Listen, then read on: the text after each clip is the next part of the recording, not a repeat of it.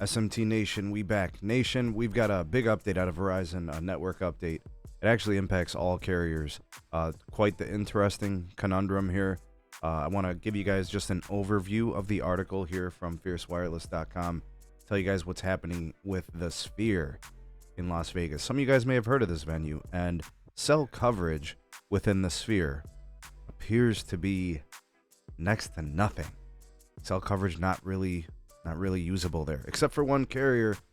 I bet you can't guess who it is. Pictured here on the screen. Anyways, article will be linked in the description, and of course, if you appreciate the content here on this channel and you want to support your creators, there are ways to do that. Links are in the description. All right, so the Vegas Sphere is live and had its grand opening last weekend. They hosted a concert there with U2 on this venue, and that's what this Sphere is going to be. It's a $2.3 billion venue, and it seats like over 17,000 folks. Concerts, other large-scale convention-type operations can utilize the Sphere for whatever reason, you know. All right, so they got major seating, and of course, being that it's a Sphere, it's closed, folks, which means cell coverage in there is going to be nearly impossible to get into. All right, so I guess certain parts of the Sphere you can get like fringe emergency calling, but there are reports that iPhones weren't working, so possibly the radios just aren't good enough, antennas and whatever else. But anyways, according to Verizon's CEO, Kyle Malady, business CEO, excuse me, he says that Verizon is indeed on the JMA wireless DAS system inside the Sphere. So Verizon's alone. AT&T does not appear to work in there. No T-Mobile in there either. And of course, we know Verizon's inclinations to build their own networks within venues as well, like NFL stadiums, NBA arenas, and and baseball stadiums with mmWave and DAS and all those things. I think it's gotten to the point, folks, where we basically understand the who's who within the wireless networks. If you are at a stadium, if you are at an arena, if you're at a concert venue, there's really one carrier you can expect to work, and that's Verizon. Pictured here in the image, we see that Verizon is offering gigabit speed at this venue. Gigabit speed, folks. 85 megabits on the uplink, plenty good for anything you want to do. Maybe you want to live stream that experience. You want to send over a video, while you're there. Otherwise, folks, I mean, you're not getting calling, you're not getting texting from neither AT&T or T-Mobile. And I don't know if Dish is on the DAS. I doubt it, seriously. But this is what it's boiled down to, right? Verizon taking it next level on even the most high leverage situations.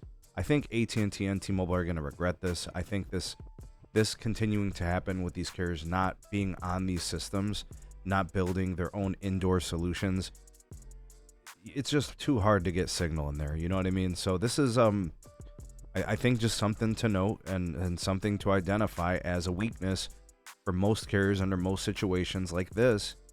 But I will say that most of the time it is Verizon who does have availability. So if you are into finding different large venues for entertainment and you frequently do concerts and sporting events and all those things, it's going to be Verizon. And like I said, if you frequent these things, it may be the difference maker between you choosing a certain carrier based on the availability of the network and it being reliable. I would categorize this as reliability, folks. I would. So when Verizon says things like they're the most reliable carrier, these are strikes against AT&T and T-Mobile. It doesn't matter that it's a large venue.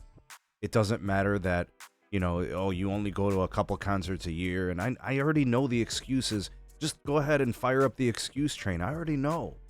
But until those carriers, AT&T and T-Mobile, take these things more seriously, you're going to see more of this kind of thing. And folks, this is a post-pandemic world. People are back out and about. It's not like before, right? So the commitment to the mmWave, getting on DAS systems, building all the different CRAN and indoor solutions, it's now become characteristic of Verizon.